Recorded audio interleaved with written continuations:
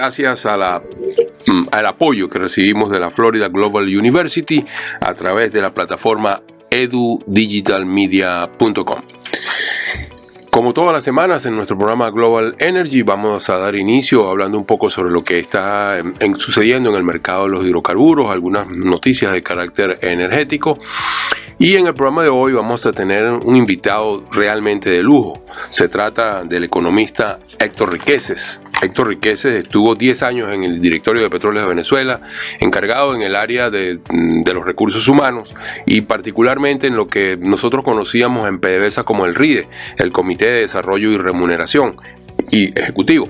Y estuvo 42 años en la industria, nada más que 42 años, y 20 años luego de su jubilación ha estado prestando asesoría en la materia de formación, de recursos humanos, en lo que nosotros estaríamos viendo cuáles son las tendencias a nivel mundial, qué están buscando las compañías, cómo se está preparando esos nuevos jóvenes que van a ingresar en todas estas compañías.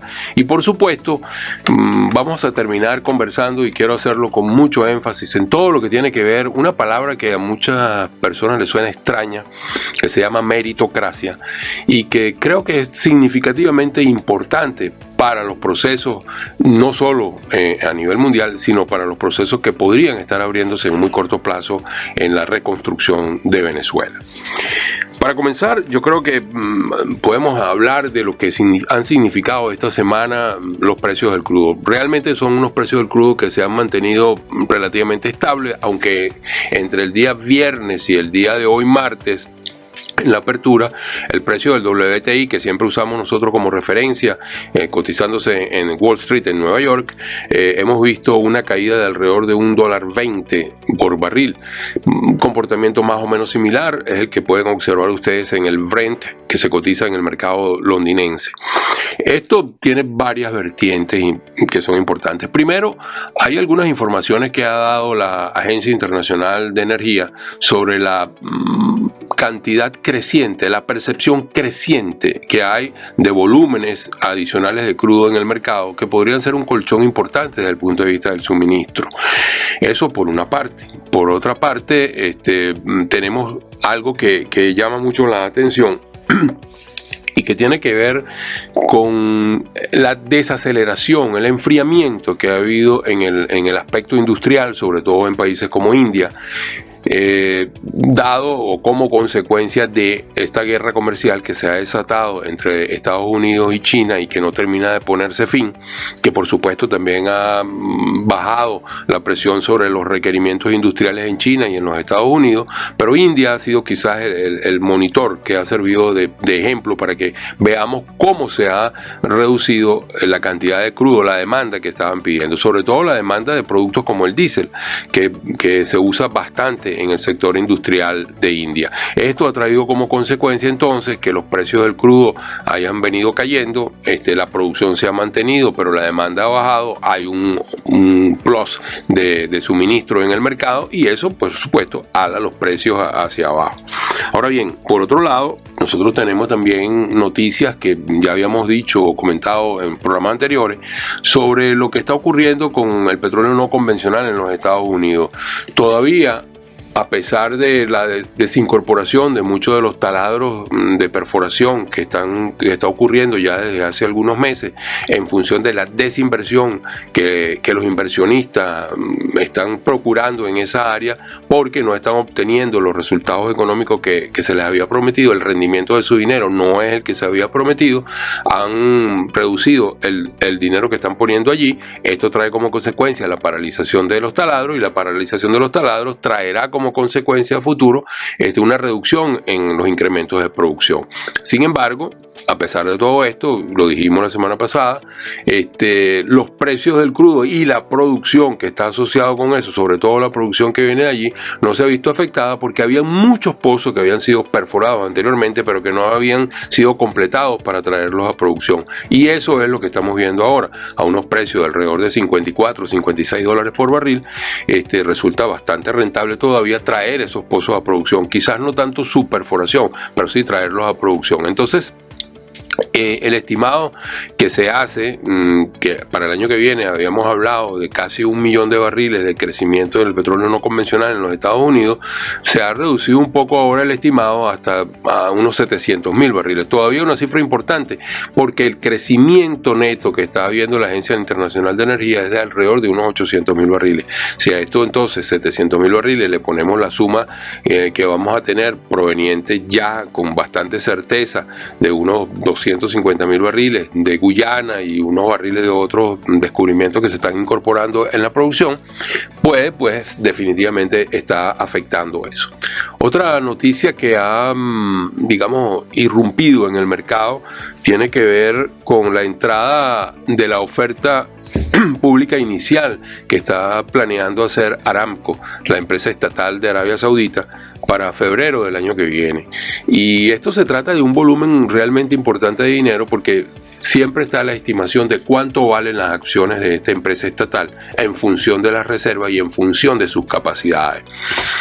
Si la decisión final es que van a poner en el mercado el 10% del valor, estaríamos hablando de valores realmente importantes que los grandes bancos están tratando de pelearse, pongámosle las comillas, tomar la hegemonía. Los grandes bancos tipo JP Morgan, que están haciendo una labor interesante sobre la mejor forma de colocar este dinero. Sería un dinero que entraría en el mercado y que de alguna u otra manera va a afectar también los precios del crudo. Estamos hablando de Aramco y de Arabia Saudita, un país que produce más de 10 millones de barriles.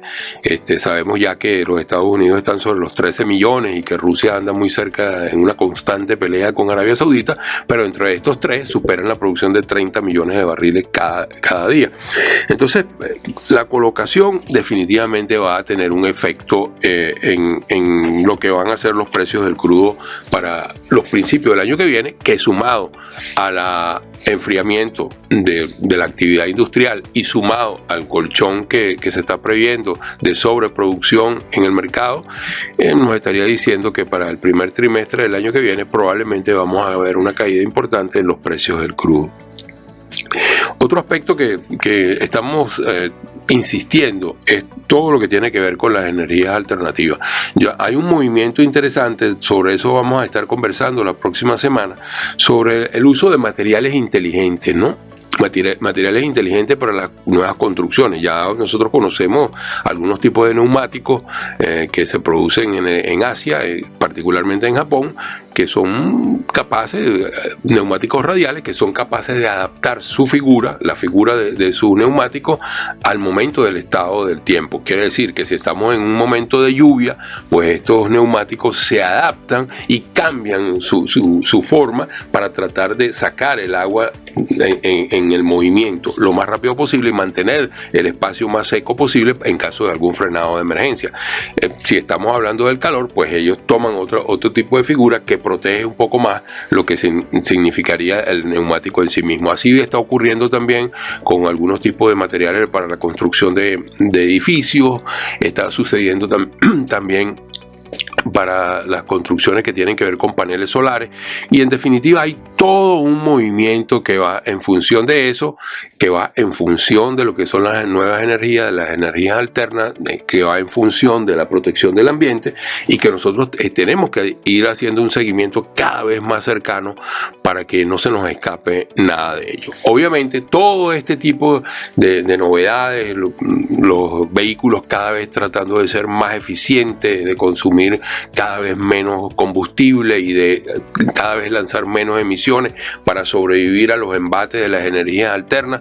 Todo esto va demandando también que los perfiles que se están solicitando para los profesionales que van a entrar a trabajar en la industria de los hidrocarburos y en la industria de la energía también vayan cambiando. Esto obliga no solo a los jóvenes, obliga también a las universidades que están produciendo también cambios, y muchas universidades como la Florida Global University que están proyectándose desde el punto de vista de la educación virtual, pues muchas universidades tradicionales también lo están haciendo. Tenemos conocimiento muy claro, muy cercano de, por ejemplo, el cambio que se está produciendo en la Arizona State, donde la educación virtual está comenzando con mucha fuerza, y precisamente en las áreas de investigación, sobre todo ellos tienen un área importante que va con la energía solar, que está tratando de orientarse en ese sentido. Entonces, todo esto, por supuesto, cambia los pensos de estudio, cambia también los objetivos, cambia, digamos, lo que los estudiantes, donde quieren orientarse, pero la pauta va a ser marcada, por supuesto, por las grandes empleadores, que son las grandes compañías, que todavía vamos a tener por un tiempo interesante, un horizonte. Hemos discutido con algunos de nuestros compañeros que nos ven, quizás que pueda ser 20, 30 años adelante, todavía una presencia importante del petróleo y del gas en el medio digamos de esa gran matriz energética mundial, pero que va a comenzar a irrumpir otro tipo de energía, y para eso también tenemos que ir preparando profesionales. Yo creo que este tema y el tema, como mencionamos, de la meritocracia, es lo que nos gustaría conversar hoy con nuestro invitado, como dijimos, un invitado de lujo, una persona por la cual tenemos una gran admiración y mucho aprecio, que es Héctor Riqueses. Héctor, bienvenido al programa, muchas gracias por acompañarnos acá. Y creo que me gustaría que habláramos de este tema que para mucha gente suena algunas veces como ajeno, o no lo tienen en la agenda, pero ¿cómo es que se hacen nuevas tecnologías? ¿Cómo es que se hacen nuevos desarrollos? ¿Cómo es que se proyecta todo esto si no tenemos la base fundamental, que es el ser humano preparado, el conocimiento, la orientación? ¿Cómo es que eso se va a organizar? Entonces, yo creo que muchas veces se olvida, y yo creo que el recurso más importante precisamente es el recurso humano, que ahora no le gusta decirle recurso humano, a mí todavía me gusta decirle así, porque cuando uno habla de recursos en materia de hidrocarburos, no es lo mismo tener recursos que tener reservas, ¿no? Entonces nosotros tenemos unos recursos que tenemos que pulir para ponerlos en el lugar que queremos. Entonces, Héctor, yo quiero que tú nos digas básicamente cómo lo ves tú, qué piensas, y que interactuemos en una conversación sobre el tema, y que al final, de verdad me gustaría muchísimo que habláramos sobre cómo estamos viendo esto. En el caso de Venezuela, todas las semanas lo hacemos así, siempre terminamos, porque creemos que desde aquí es también nuestro deber ir alertando, orientando sobre los temas que van a estar necesariamente presentes en Venezuela, porque estamos apostando a un cambio en el modelo político en el país. Bienvenido, Héctor. Muchas gracias. Gracias por la invitación, Horacio. La oportunidad que me das para compartir con tu oyente algunas ideas y algunas tendencias nuevas que hay en materia de los recursos humanos. Y quizá vale la pena empezar por ese término, recursos humanos. Para los economistas y los colegas, pues, el término recurso parece que fuera algo que se pierde con la producción, o sea, ingresa en la producción y desaparece. Y utilizar ese término que se utilizó por muchos años para referirse a la persona, parecía un poco denigrante. Entonces hay un nuevo nombre que se le ha dado, que tiene un buen significado, aunque todavía no ha calado mucho, pero es la parte de capital humano. O sea, ya en un capital que se espera que dé rendimiento y que es medible y que es cuantificable. Por muchos años el área de recursos humanos fue un poco intangible. Quizás todos los niveles gerenciales hablaban de las bondades del recurso humano y el cuidado que había que tener con el recurso humano, pero en el fondo no podía ser medido ni cuantificado, y ese tenía su problema. Esos obstáculos a través de los años se han ido superando.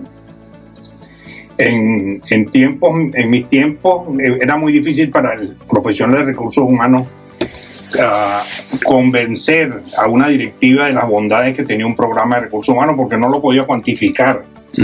Eso ha sido superado en los últimos 15 o 20 años. O sea, ya prácticamente toda actividad que hace un hombre puede ser cuantificada en términos de dólares y centavos. Y hay toda una tecnología y una serie de técnicas para cuantificar esos movimientos. O sea que ahora, cuando se propone un programa de recursos humanos o de capital humano en una empresa, se puede ir con los montos del costo, pero también con un estimado del rendimiento que da ese capital. O sea que hay proyectos que pueden volar y otros que no pueden volar. O sea que el término es importante. Así se le sigue llamando recursos humanos, pero la concepción que debemos tener es como un capital que tiene que rendir y que es medible. O sea, esa parte es importante. Luego, la otra parte que me gustaría señalar es que definitivamente en los últimos 10 años también ha habido grandes cambios en materia de recursos humanos, en el campo de los recursos humanos y el capital humano. Mucho va hacia la parte de digitalización de toda esa tendencia. Ya prácticamente en la parte de reclutamiento, para hablar de una primera fase de recursos humanos, de capital humano, en la parte de reclutamiento prácticamente ya todo está digitalizado, todo está cuantificado. Ya las entrevistas, las grandes empresas hacen entrevistas que ya están mecanizadas y están estructuradas, no solamente para precisar cosas concretas y específicas, sino hasta para interpretar algunos sentimientos y conductas que puede tener el candidato.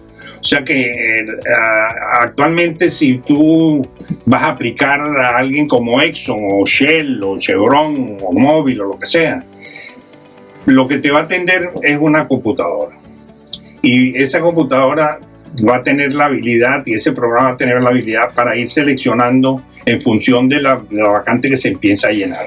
No solamente en términos de conocimientos que son muy precisables, sino en términos de actitudes que tiene el candidato. O sea, con la respuesta que está dando a la computadora, esa computadora es suficientemente inteligente como para interpretar el tipo de conducta que tiene el individuo y hasta el potencial que tiene en su desarrollo. Wow. O sea que ahí ha cambiado muchísimo la parte de reclutamiento. En serio, pero oye, me sorprende tremendamente, sí, ¿no? Aparte de lo más sencillo que sería, digamos, para el reclutador la planificación de las entrevistas, la planificación de sus reuniones, etcétera. Pero también algo que antes parecía intangible, ya se puede precisar bastante bien. O sea, eso es perdona que te interrumpa ahí en la idea, eso es como una primera colada, una primera colada. Después sí entra el hombre ya, porque hay mucho de percepción que hay en la fase de reclutamiento. El face to face. Sí, pero ese es un punto bien importante que siempre tuvo mucha importancia en tiempos anteriores en la parte de reclutamiento. En el sistema, en el método, en el modelo meritocrático, el reclutamiento tenía una gran importancia, sobre todo porque ahí se precisaba en la persona las características que tenía el candidato para ocupar una posición que había sido previamente aprobada. En el sistema meritocrático se contrata a alguien para una posición vacante y aprobada. No es que se está contratando a como el lugar, sino y es en función de las exigencias de la posición. Esa parte es bien importante. Y en ese modelo meritocrático se emplea para hacer una carrera, no para ocupar un puesto. O sea, se está hasta determinando un poco el potencial o las características que tiene el individuo para desarrollarse en el futuro dentro de la cultura donde va a ser incorporado. Bueno, quiero recordarles a todos que nos están viendo y escuchando en este momento que estamos hablando con Héctor Riqueses, economista, una persona para nosotros muy respetada. Estuvo 10 años en el directorio de PDVSA y por mucho tiempo además en el Comité de Desarrollo y Remuneración Ejecutiva de la empresa, y por supuesto luego de los 42 años que pasó allí, 10 años han continuado, 20 años, perdón, han continuado en la asesoría. Lo que pasa es que Héctor se ve tan joven que uno se confunde, ¿no? Pero bueno, mira, Héctor, yo creo que lo que tú nos estás diciendo es algo interesantísimo, así como también estaba leyendo que en la otrora Petróleos de Venezuela surgió la necesidad de hacer un INTEVEP, un instituto de investigaciones. Hoy en día la tendencia parece ser un poco a ver cómo hacemos inteligencia tecnológica, o sea, contratar gente lo suficientemente buena en nuestra empresa que sea capaz de identificar dónde se están desarrollando las tecnologías que a nosotros nos hacen falta.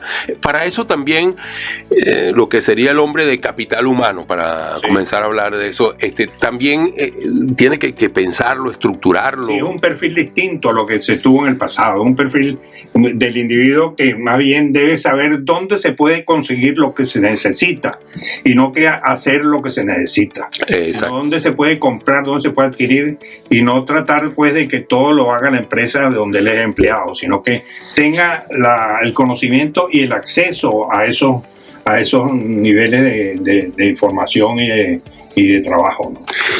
Yo quería preguntarte, para precisar algunas cosas, cuando Petróleos de Venezuela aparece, nace en 75-76.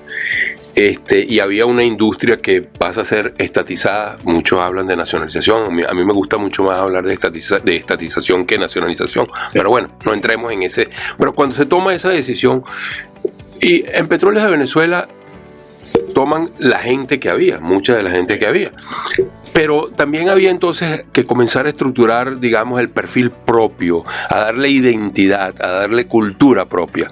¿Eso es un proceso complicado? ¿Nace de allí la meritocracia o se hereda la meritocracia? Sí, muchos de los elementos de la meritocracia vienen de empresas transnacionales que precedieron a la empresa nacionalizada o estatizada. O sea, muchos elementos. Lo que sí sucedió en el 75, cuando nace Petróleo de Venezuela, es que se institucionaliza el sistema meritocrático. O sea, se le da más estructura, más fuerza y más continuidad a aquello que era quizás esporádico en las empresas transnacionales. Y se empieza a formalizar y se lleva al nivel más alto. La meritocracia siempre fue supervisada por el nivel más alto de la industria petrolera. O sea, la observación y la identificación de candidatos para niveles altos era siempre hecho por el nivel más alto de la industria, por los directores de la industria. O sea que ahí nació en el 76, nació el RIDE, el Comité de Remodelación y Desarrollo Ejecutivo, que era un comité que dependía del presidente de Petróleos de Venezuela y que le daba tanta importancia a la parte meritocrática, digamos, al desarrollo de ejecutivos, que este comité se reunía semanalmente y estaba compuesto por el presidente, los dos vicepresidentes, el director de recursos humanos, en este caso mi persona, y el gerente de la oficina de remuneración y desarrollo ejecutivo. Ese comité llevaba la administración y el desarrollo de unas 2.000 personas en Petróleo de Venezuela. O sea, normalmente las posiciones clave, lo que llamamos posiciones clave, es el 2% de la nómina. En ese tiempo PDVSA podía tener 50.000 empleados, o sea que habían quizás 2.000 posiciones en que se enfocaba el Comité de Remuneración y Desarrollo Ejecutivo y vigilaba la compensación, el entrenamiento, el desarrollo de las personas desde que entraban, desde que se contrataban y eran identificados como de potencial desarrollable. Y llevaba esa administración de esas personas y hasta cierto punto administraba ese grupo de gente. ¿Sabes qué? Siempre se oía, o después ya uno tuvo la formación de que había prácticamente como dos tipos de carrera, ¿no? O sea, el que era para el área gerencial o el que iba para la parte como técnico. Sí. ¿Eso de alguna manera tenía un impacto importante o había una gran diferenciación? Porque yo creo que en el paso del tiempo a lo mejor, o sea, tiene que haber entrecruces de que en un momento determinado necesito mucho más el énfasis técnico que el gerencial y en otros casos no es así. Sí. Entonces, no sé cómo fue eso en los primeros tiempos. Fíjate, esa fue una lucha muy fuerte para acabar con esa tendencia de que la gente ascendía por la vía técnica o por la vía administrativa. No había en ningún momento la mezcla. El RIDE, el Comité de Remuneración y Desarrollo Ejecutivo, luchó muy duro para romper esa tendencia y empezó a establecer vías de desarrollo donde era importante que el hombre técnico fuera a algunas funciones, digamos, blandas, por decirlo así. O sea que iban dribleando hacia arriba, iban pasando de operaciones, pasaba a relaciones públicas o contabilidad y demás. Y de contabilidad también lo exponían en materias operacionales, puede ser refinación, producción o exploración. O sea, había esa mezcla. Si tú te pones a ver y recuerdas algunos directores de Petróleo de Venezuela, la mayoría de ellos cumplieron asignaciones tanto en posiciones, digamos, operacionales como en posiciones administrativas. Y por eso nos tomaba tanto tiempo. Nosotros en el RIE estimábamos siempre que nos tomaba como 10 años formar a un gerente dentro de Petróleo de Venezuela, porque tenía que ser primero a ocupar posiciones, digamos, técnicas administrativas, después posiciones técnicas administrativas, iba dribleando. Después había que tomar la diferencia de las filiales. Las filiales tenían culturas distintas, o sea que la gente la iba moviendo entre la Goven, Maraven, Corpoven, Petiven, lo que fuera, la iban moviendo también ahí. Luego las áreas geográficas geográficas en Venezuela donde se desempeñaba ese posible ejecutivo, también eran distintas. La situación laboral en Oriente es totalmente distinta a la de Cabima. Sí. Entonces era importante que el hombre que se estaba desarrollando tuviera expuesto al sol de Cabima, que era un sindicato aguerrido, y también a la suavidad y a la diferencia de un sindicato en Caripito. Entonces, al candidato había que irlo moviendo, no solamente entre empresas, sino entre fusiones, entre áreas geográficas, entre niveles. O sea, que le dio para llegar a tener un conocimiento que le diera vuelta a la cabeza como la muchacha del electricista. Sí. Tenía que haber pasado 10 años ocupando diferentes posiciones y siendo expuesto a diferentes experiencias. El hombre tenía que haber pasado por una huelga, un paro general, era como un crédito. Tenía que pasar por una huelga general, tenía que pasar por la falta de suministro de ciertas cosas, o sea, por la fase de presupuestaria, por la fase de planificación. No, a mí me costó mucho trabajo entender por qué me movieron algunas veces de un lugar para otro. Sí, me parecía extraño, pero bueno, ya de poco a poco después uno lo va comprendiendo. Ahora mira, Héctor, ¿qué pasaría si yo te dijera, mira, tú te vas a encargar ahora de la política de capital humano en esta nueva etapa? Hoy va a arrancar el proceso de transición en el país. ¿Qué recomendarías tú? ¿Cómo lo verías tú para esa gran industria de los hidrocarburos en Venezuela, que hoy está en una situación realmente, yo diría que de caos absoluto, tremendamente politizada, absolutamente sin institución propia? ¿Cómo crees tú que le podríamos decir a la gente qué es lo que se recomendaría? ¿Otra vez la meritocracia? ¿Mantenernos ajenos? ¿Involucrar? Háblanos algo de eso. Mira, yo creo que es importante reconocer que en la industria petrolera y petroquímica ha cambiado todos los criterios gerenciales y de desarrollo. Muy distinto a lo que yo pude observar en mi tiempo. Ahorita la situación es sumamente diferente, muy diferente a la anterior. Sería muy importante. Yo creo que hay elementos de la meritocracia que son duraderos y que son válidos. Los valores principales de la meritocracia, muchas de las técnicas de la meritocracia, aquellos conceptos de que tú no podías ser ascendido si no desarrollabas a tu subordinado, era sumamente importante porque le tenía como un gato hidráulico a la organización. Todo el mundo estaba viendo para arriba. Yo creo que sigue siendo importante de la meritocracia el hecho de que el candidato, el trabajador, no ve al contendor sino a la meta. Le dice, este es tu objetivo, este es tu meta. No ve a tu contendor, porque si ve al contendor la tendencia es darle codazo y cabezazo, mientras que si lo está enfocado en metas y objetivos, está viendo eso como su norte. O sea, hay muchas cosas en la meritocracia que son válidas, pero sí habría que verdaderamente observar lo que ha sucedido. Como la industria petrolera en Venezuela, desde el punto de vista de progreso, se ha estancado por 20 años. Es bien importante observar lo que está sucediendo en las empresas multinacionales grandes, petroleras, que ha cambiado totalmente su forma de manejar el personal. Es más, su concepto, como ya hablábamos al principio, de que debe ser comprado y que debe ser hecho directamente. Pero sí hay unos cambios tremendos donde habría que empezar pensando en los millennials y sus valores, que son totalmente distintos a los jóvenes que nosotros conocimos. O sea, sí habría un cambio rotundo en la industria petrolera, pero así sí se deben preservar muchos de los principios y buenas experiencias que hubo en el pasado y que aún son válidos. Si yo he estado viendo lo que hacen las empresas como Exxon y Shell y Chevron, empresas de mucho desarrollo y que son líderes en la industria, y mucho de lo que nosotros hicimos hace años en la industria petrolera venezolana, estas empresas lo están haciendo como algo novedoso. Todo este concepto de posiciones clave y desarrollo ejecutivo y demás, muchas de las empresas estas están iniciándose en esto. Y eso da fe, pues, cuando uno lee el Harvard Business Review y de repente hay empresas que consideran como algo importante la parte de estar considerando el potencial de un trabajador. Eso lo hicimos hace 30 años en la industria petrolera venezolana.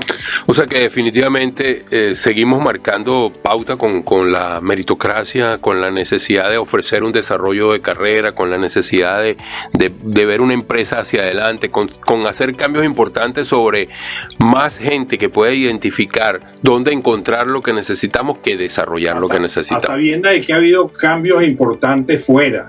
O sea, ha habido cambios importantes en instituciones sobre las cuales se basaba la industria petrolera, como es la familia. Uh-huh. La familia que existió en Venezuela y de donde salían los empleados para la industria petrolera es una institución que ha sido deteriorada tremendamente, sobre todo durante los últimos 20 años.